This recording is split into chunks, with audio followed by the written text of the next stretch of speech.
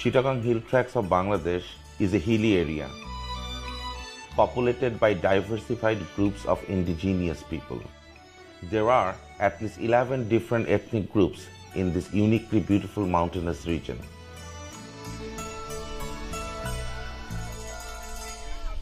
Each of these Adivasis share ethnic, linguistic, cultural, and religious distinction of their own.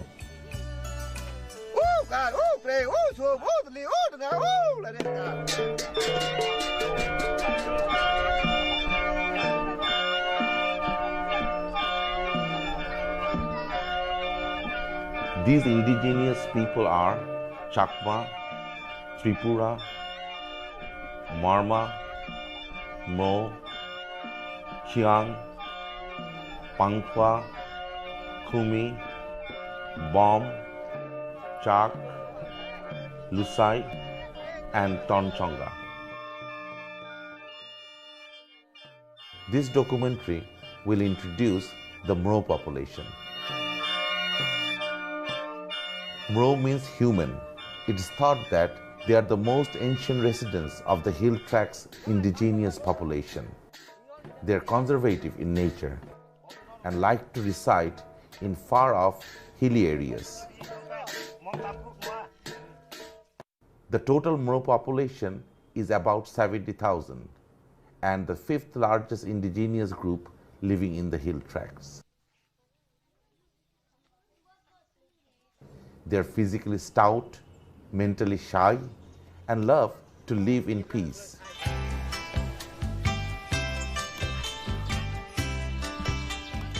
Like other hill tribes, they build their houses on high platforms. Their houses are two slopes and made of mainly bamboo and timber.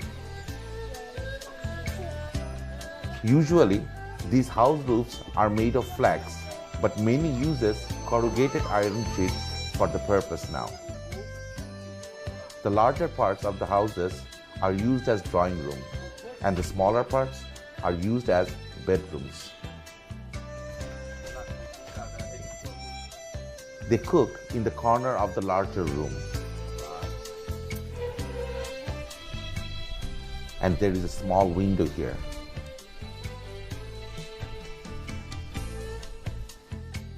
Like the indigenous groups of people, they too have no furniture in the drawing or bedrooms. They used to keep their household things on shelves near the roof and hang their clothing with the wall of their houses.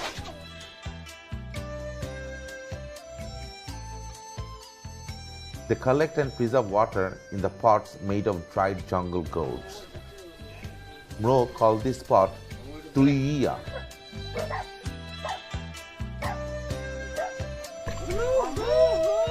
They rear pigs, dogs, and chickens as domestic animals.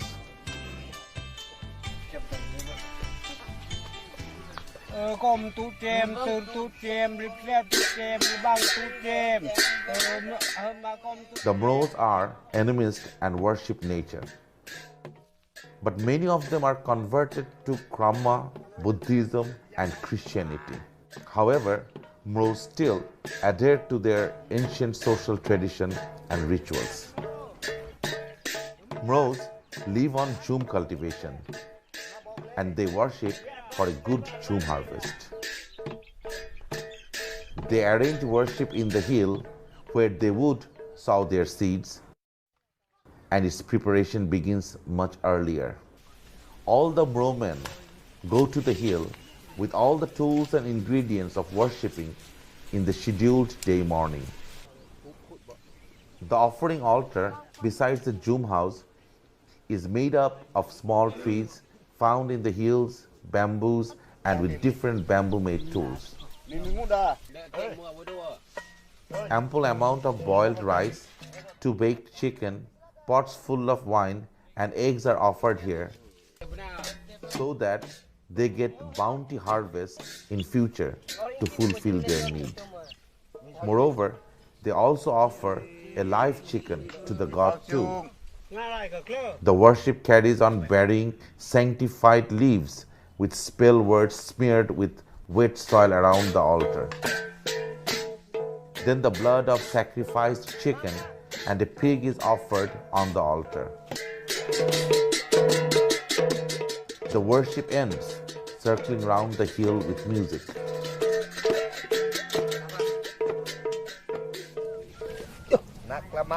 At last, they cook all the food there and go home eating them all.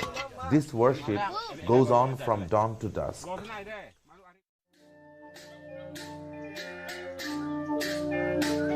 Piercing earlobes is a tradition for every Mro, and this ritual is called Ruiplum.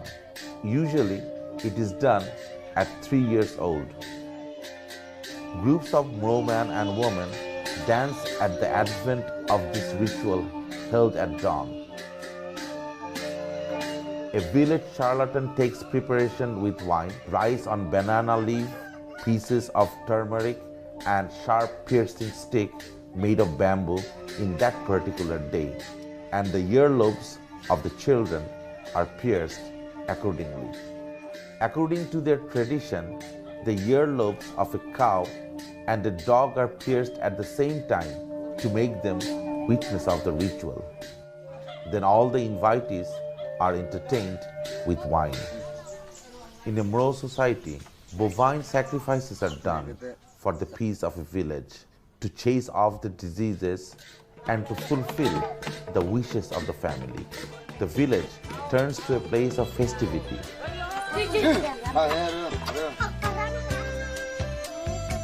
During a bovine sacrifice, and the preparation begins with the making of a kind of decorated flag with bamboo bark and other related things with it.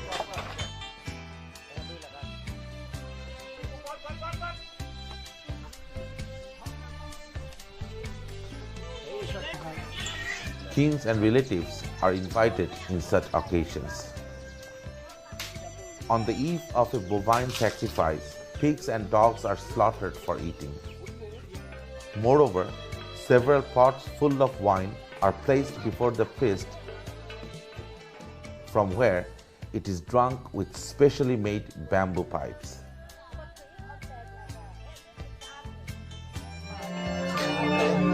On the particular day, the sacrificial cow is fenced in the home yard. Mro men and women dance round the cow with the beat of music. Mro women like to dress up well during this event.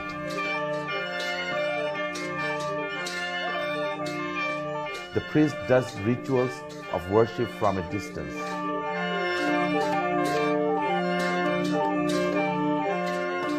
Once the cow is killed with a spear during the dance, and then they cut off its tongue.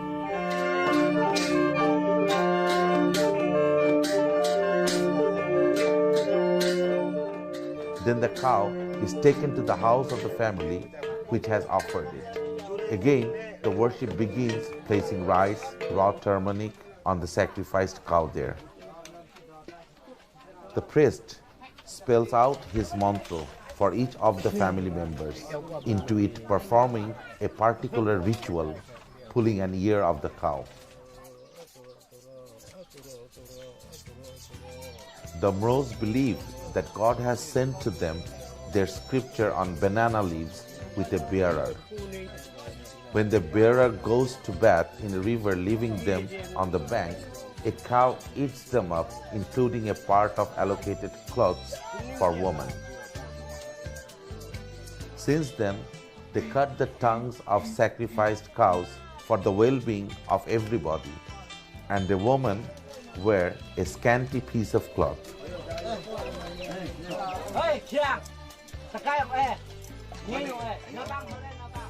Then food and wine is served for all. 2 to 3 Mros sit together to eat at the same plate in such bovine sacrifice festival.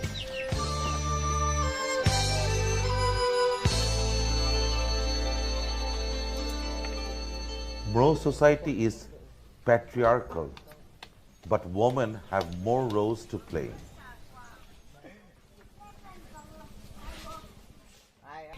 Besides household chores, they have to work hard to grow crops. These industrious Mro women do all the jhum cultivation from slash to burning the weeds to sow seeds.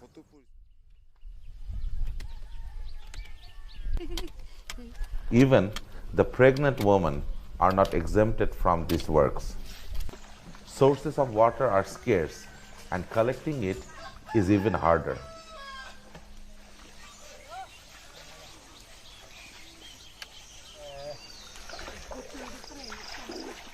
Women collect water from hill fountains and rivulets.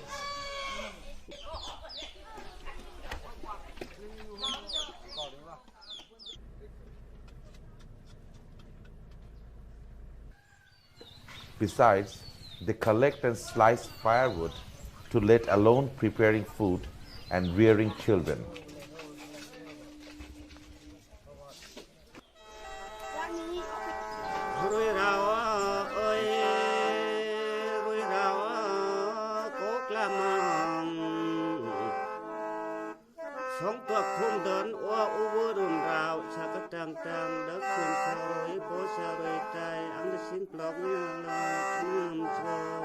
Irrespective of the religion the Mros are converted to now, they still abide by and support the same traditional rituals, beliefs, and ethics from the ancient times.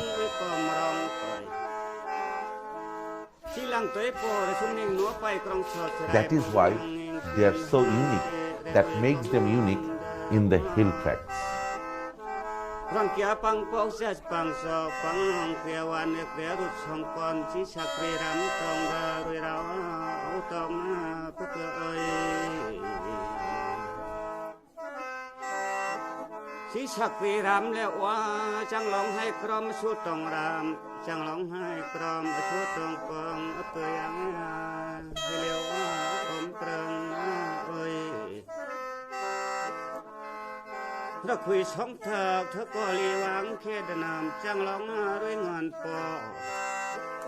Long đình rưỡi tôi chỉ chẳng lòng chẳng xiên cầm ra hi liều cầm prang coi cốt mà nông khất sang ram đeo cốt mà nông khất sang ram tông đa ở đây mà tê ở đây mang sương tê hi liều ao liều đơn tiếc khờ mà coi tê che ngay ở bên công ty rít cho đồng coi anh được ta tiền lộ này anh tục tiền lộ này ram sang con anh to ram lời đi ai chấp vào sống run ra